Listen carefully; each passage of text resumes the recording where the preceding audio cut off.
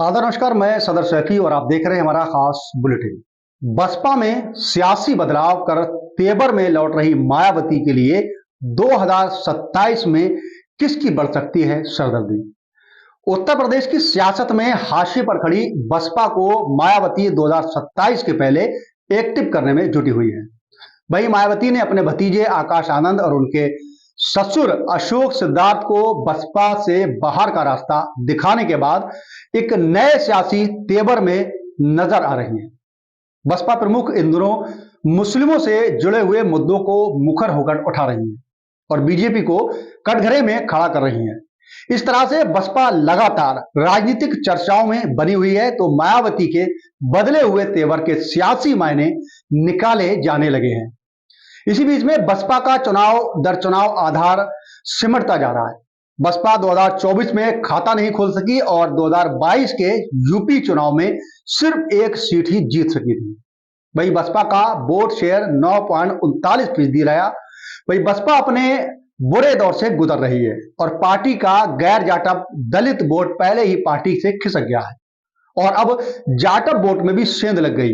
ऐसे में मायावती के लिए बसपा के सियासी वजूद को बचाने के लिए चुनौती खड़ी हो गई और 2027 के विधानसभा चुनाव उभरने की कवायद में उसके लिए सियासी ताना बाना बुना जा रहा है। मायावती ने अपने भतीजे आकाश आनंद और उनके ससुर अशोक सिद्धार्थ को बसपा से बाहर का रास्ता दिखा दिया, तो उनकी जगह अब रामजी गौतम और रणधीर बेनीवाल को नेशनल कोऑर्डिनेटर नियुक्त किया है। वहीं रामजी गौतम लखीमपुर खीरी से हैं, तो बेनीवाल सहारनपुर यूपी से हैं। यूपी में मायावती के तमाम अहम बदलाव किए हैं। सूबे के मंडल के प्रभारियों को बदले हैं, लेकिन 3 मुस्लिम नेताओं को अहम जिम्मेदारी सौंप रखी है। तो दलित और अति पिछड़े समाज से आने वाले नेताओं को भी प्रभारी के तौर पर लगाया गया है। बसपा के सियासी बदलाव को 2027 में होने वाले विधानसभा चुनाव से पहले जोड़कर देखा जा रहा है। मायावती ने हर मंडल में अब 4 कोऑर्डिनेटर नियुक्त किए हैं, तो साथ ही 2 जिला और 2 विधानसभा प्रभारी भी बनाए हैं। मायावती ने बसपा नेताओं से कहा है कि मंडल स्तर पर संगठन में अनुसूचित जाति जनजाति और ओबीसी के साथ मुस्लिम को जोड़ने के लिए मिशन में जुटे। वही मायावती इस सियासी कॉम्बिनेशन के साथ 2007 में बहुमत के साथ सरकार बनाने में कामयाब रही थी और अब फिर से उसी फार्मूले पर काम कर रही हैं। सोशल मीडिया पर उन्होंने कहा कि इस तरह रमजान चल रहे हैं और इसी बीच जल्दी होली का त्योहार भी आ रहा है, जिसे मद्देनजर रखते हुए यूपी सहित पूरे देश में सभी राज्य सरकारों को इसे आपसी भाईचारे में तब्दील करना चाहिए।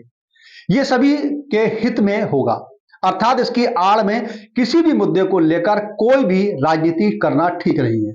अभी सभी धर्मों के अनुयायियों के मान सम्मान का बरकरार ध्यान रखना चाहिए और ये बहुत जरूरी है। संबल की तरह अधिकारियों का गलत इस्तेमाल करना ठीक नहीं है तथा उनको कानून व्यवस्था पर विशेष ध्यान देना चाहिए।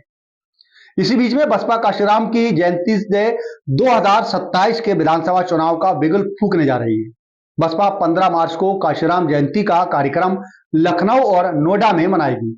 वहीं मेरठ मंडल के जिलों में पार्टी के लोग नोएडा में काशीराम जयंती मनाएंगे, जबकि मंडल लखनऊ के पार्टी नेता लखनऊ के कार्यक्रम में शिरकत करेंगे। इसके अलावा अन्य जिलों में भी पार्टी नेता कार्यक्रम का आयोजन करेंगे। इस तरह से काशीराम की जयंती से बसपा मिशन 2027 का आगाज माना जा रहा है। मायावती ने साफ निर्देश दिए हैं कि अगले 6 महीने में पार्टी संगठन को न सिर्फ नए सिरे से खड़ा करना है, बल्कि इसे मजबूत भी करना है। बसपा के कैडर कैंप की बैठकें लगातार जारी हैं। यूपी के सभी प्रभारी अपने अपने जोन की बैठकें कर रहे हैं। ये बैठकें जिला स्तर पर हो रही हैं।